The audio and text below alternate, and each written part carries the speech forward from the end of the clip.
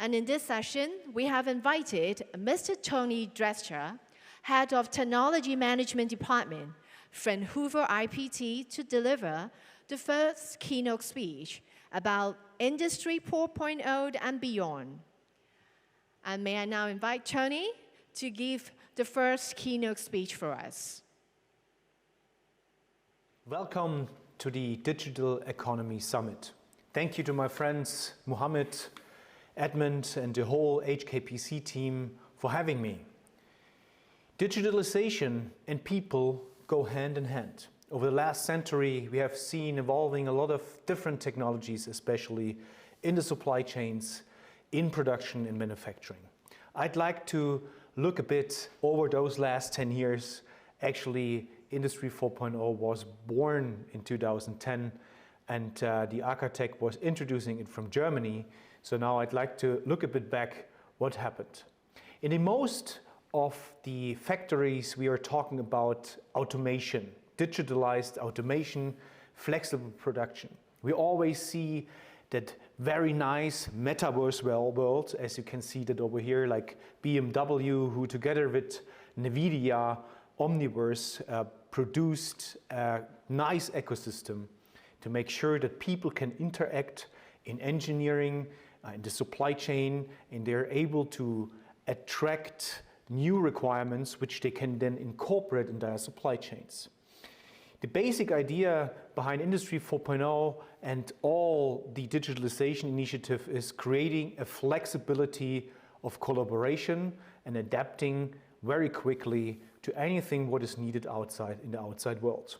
In the vertical integration on the one hand side, where all the machines and the people and the machines are interacting, and on the other hand side in a horizontal way that different suppliers are actually working together. The main challenge is, at the end of the day, people make the difference. And we have to make sure that those people can interact, they can collaborate. As you can see that here, how manufacturing and production supply chains can be optimized in a very diligent way in the very beginning. So we are not looking only at automation, as we have ever said. We are looking at a collaborative approach to make a flexible production world in a digital way and foster collaboration. The most important thing are people, as I said. And what is the first thing we usually do when we have a new technology and we try to create cool and nice environment? We are getting expertise in our companies. We're trying to acquire people with a lot of profession, with a lot of experience, which have been gone through a very different fields of expertise. And as you would usually do it if you would get a cook to your table or a cook in your cuisine, then you try to get the best one, of course, like Vicky Cheng, who is a well-known cook also in Hong Kong. And we are trying to get those people to make the things for us. And we put them in that here, in a kitchen, which is not properly equipped, which has not the infrastructure, and then we give them the assignments to do the things we have never achieved to succeed before. And this is the big challenge we are actually focusing on here right now. The reality is not that everything and anything is connected. The reality is quite different. If you look at the introduced Industry 4.0 Maturity Index, I have personally also addressed here in the conference in July 2016, we had those different levels, starting from 0i, where we have the framework conditions, until 3i, where the cyber-physical systems are integrated to the full automation and self-organizing systems. Unfortunately, if you look at the experience we have over the last 10 years, we are not so far. In general, companies have dire real challenges to achieve 1i. The fundamental is not there in the most of the sense. The kitchen is not properly equipped. And if you look at all the different assessments we did over the world, we have been doing this with over 200 factories, we see that there is still a big gap between that what we want to achieve and what has already been done. And let me go a bit into that and share with you what is our experience and how we see how Industry 4.0 has succeeded over the last 10 years. First of all, still, it is a technology-driven topic. So anything what we do is connected to technology. That means the most of the projects are driven because we love the technology. We are happy engineers and we want to get the things done by a cool solution. Unfortunately, the real value added behind this is mostly missed. And we have not projects which are based on the value we can create, but on the nice technology we can integrate. We feel a missing integration. Think about the kitchen, which is not well equipped yet. We have not the integration.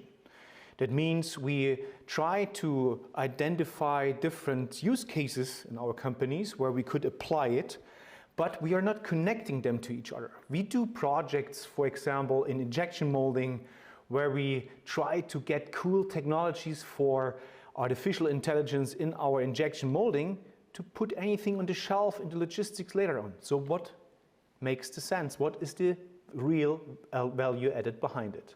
That is the big challenge. We are not integrating the things and don't think end to end. We are more focusing on getting a problem solved, but thinking about how we can create a sustainable and scalable solution which can be working in all our factories around the world. It is mostly a nice looking fancy prototype we are doing, but it is not a stabilized solution we are trying to integrate, which you can then industrialize and scale to all the other plants you have. We create island solutions, which means we are trying to find solutions for each and every challenge we see, but unfortunately, we are not thinking end to end. We are not thinking from when the goods and the material comes in, what is our value stream and how we can optimize our solutions according to this value stream, that we can really get all the opportunities and advantages out of it.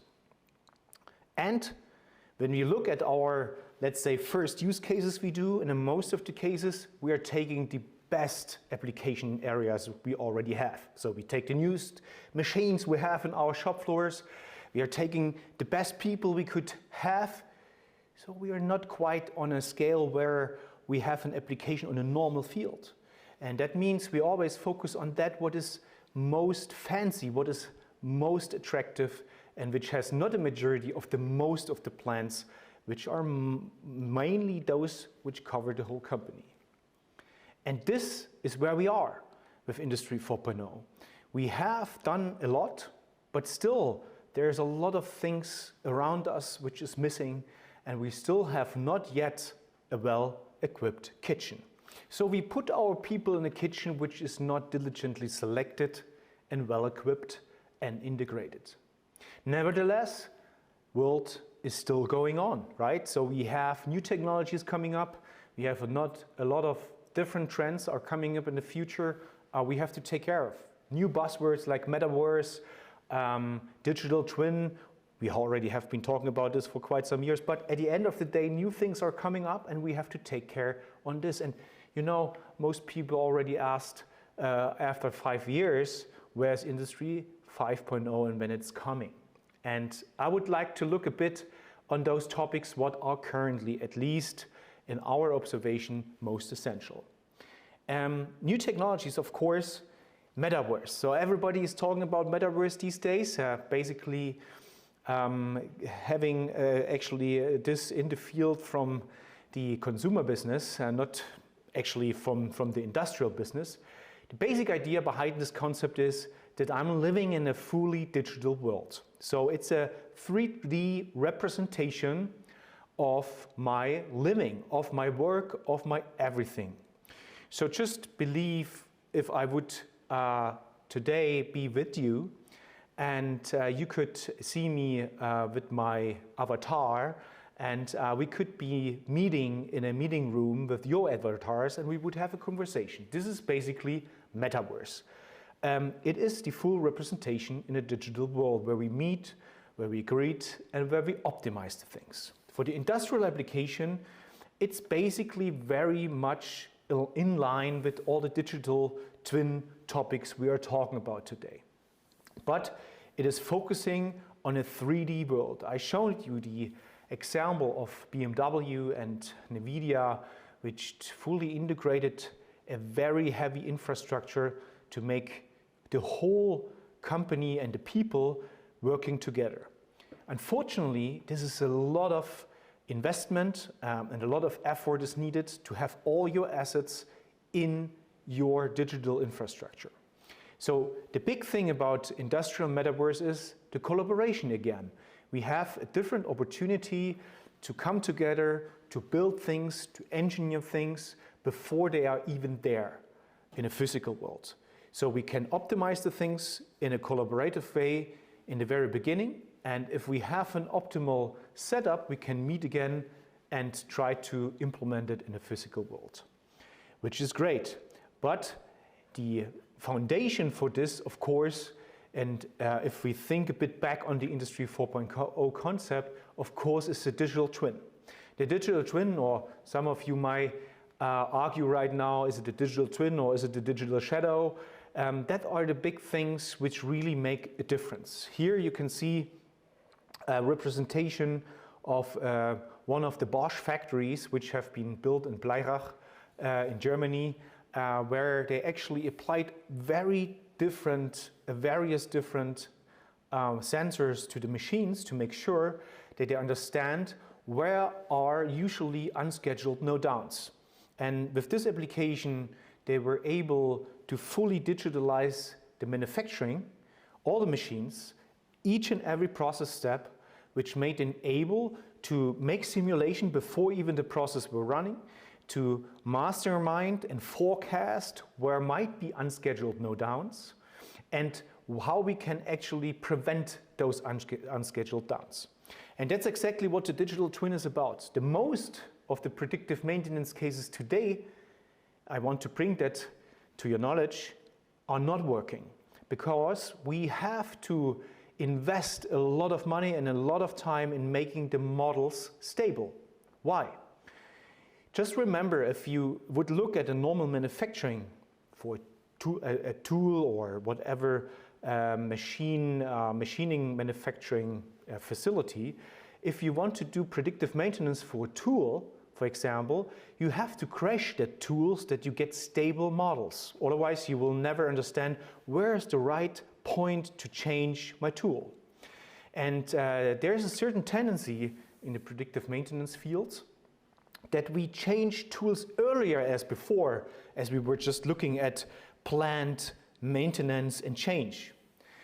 And we have to work further on those models. That means we need to digitalize the machines, the assets, and the surrounding to understand more where is the right point that we do predictive maintenance, even though we have to crash them to learn and teach the models in the right way. And that's exactly what we are working on here in our Bosch factories and in all the different applications. So we have to have a representation to 100% in a digital world and compare that with a physical world to prepare the physical world to make the best implementation which actually can be done. Manufacturing X, you might have heard Gaia X, which is a standard platform of Industry 4.0, is further evolving. So standards are not here today, so that's why we have to further work on that. And what is the reason for all this? The Volkswagen Group is already trying to push that forward in an intensive way. The horizontal integration. In a vertical integration, most of the companies are working how to connect their departments, their machines, their people with each other. So now, as you might know from the logistic point of view, the bullwhip effect is an effect which we have in a lot of industries. A demand is coming in, and then we have a bullwhip which is going over each tier. And this information asymmetry, as we call it, causes a lot of stock, causes a lot of challenges, time to delivery goes down, things like that. So we need a horizontal integration, a better communication between each tier in the supply chain and the cooperation. And Manufacturing X is very much working on this as an example, and this will be one big challenge for the future, how we create more standards for how we actually use the data, where do we store the data, how we exchange the data, and how we make sure that everybody in our supply chain is cooperating with each other for the best, make a better delivery and higher quality. And this is very essential that we drive that forward, and it needs to be in a standard way that the horizontal integration, the cooperation between each tier in the supply chain is very much the improvement scenario of the future and will create a lot of optimization opportunities for all of us. On the other hand side, it's not new technologies what are just coming up. Yeah? It is also the regulation. So the main thing we are talking about today is the sustainability. I think we have only one planet, and we have to treat the planet as we want us to be living in it in the future, right? So that's why sustainability is a big topic, especially in Europe. And the good thing is, it is not in competition with Industry 4.0. So we're not creating a new buzzword and a new initiative, which is in contrast to Industry 4.0 or in any competitive environment. Industry 4.0 is needed, meaning the digitalization and the full transparency of the processes is needed to understand where we have sustainable opportunities. And you have to be sorry, I have to be sorry, I am an engineer, and I'm always looking on it from a more logical point of view. You know, I'm not looking at the things which 3% of the people would do. I would like to focus on those things what 97% of the whole world is in need. So I'm not talking about only changing minor things to be a traditionalist in terms of sustainability. I want to focus on those things which really make an effect to the CO2 reduction and also to the climate neutrality. And therefore, we need to understand for each and every plant, for each and every company, where are they at the moment? That means we need exactly what we have done in the past. Transparency. We need to create a digital twin of our production to understand where are the big initiatives we can focus on regarding sustainability, how we can optimize our processes, how we can make better materials which go in a circular economy, how we can actually change people's mindset to go into the sustainable world. And of course, this is not just, let's say, a talking about new things coming up. It will be mandatory for the most of the people, at least after 2025, already right now. If you want to deliver to Europe, it will be a big challenge if you are not meeting certain requirements. The EU Data Act, the EU Supply Chain Act, the EU Carbon Border Adjustment Mechanism, all those are different regulations coming up which need a traceability and transparency to prove that you have achieved a certain CO2 footprint. Otherwise, you have to die, because you can only adapt the topic if you want to deliver to Europe. And looking at it from a different point of view, it is always an opportunity. And I see that here as well, because this is a differentiation opportunity. So if you look at the whole thing from a, let's say, more logical view, then you will understand that 25% of the CO2 production what we have today comes from energy production. So we have to focus how we create our energy, how we can get the energy green. And you know, everybody is talking about EV and we're talking about fuel cell. That are nice technologies, but if we cannot change the production of the energy, it will not affect anything in the application area, meaning like in the vehicle, automotive industry. So we have to focus on energy production. We have to focus how we get the industry, which are another 24% of those CO2 application areas.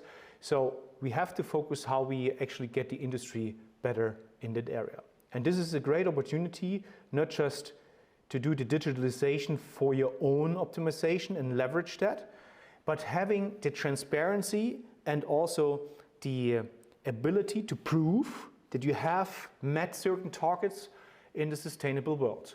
Otherwise, there will be an estimation from the local authorities and you won't be able to afford that. So there is only one way.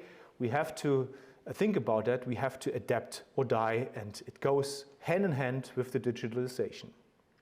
If we want to bring that in a nutshell, there are a lot of opportunities out there.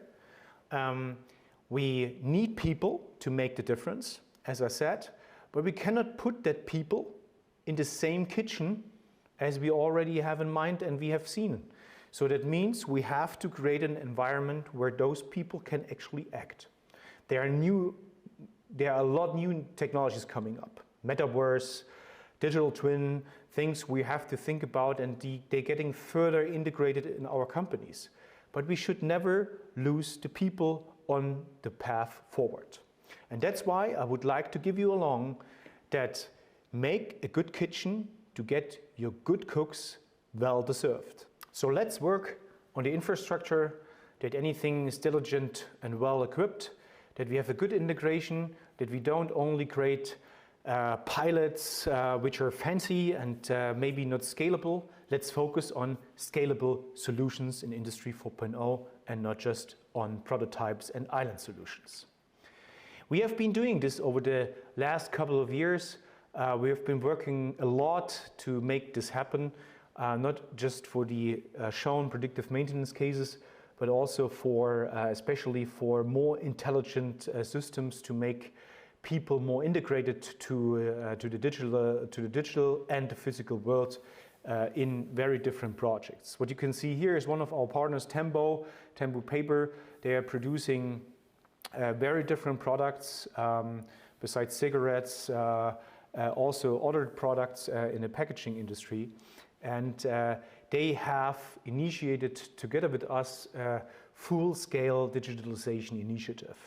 And the big thing here is that the whole digital world of those machine providers is most essential. Because if you look at the business models of those machine providers, you always have the big challenge that you want to sell the product and then you, in the most of the time, don't see your customer ever again. And one big trend, what we see in the industry today is, of course, that we go much more in a product lifecycle approach, and by digitalizing this machine and also having sensor integrated, our partner was able to totally drive a new a business model which is based on subscription, which gives you the ability to make productivity at your customer side. This is always a good thinking. If you're not just thinking how to sell the machine, but how can I sell productivity for my customer?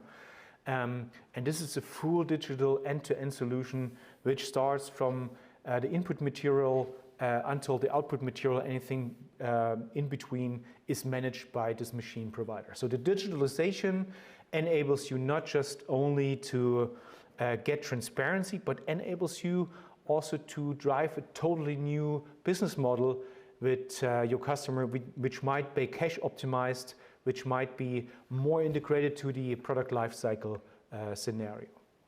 One other example, we're driving together with Rexus, a big polymer company, focusing on basically having the right materials in their stock where they can serve the needs of the customers.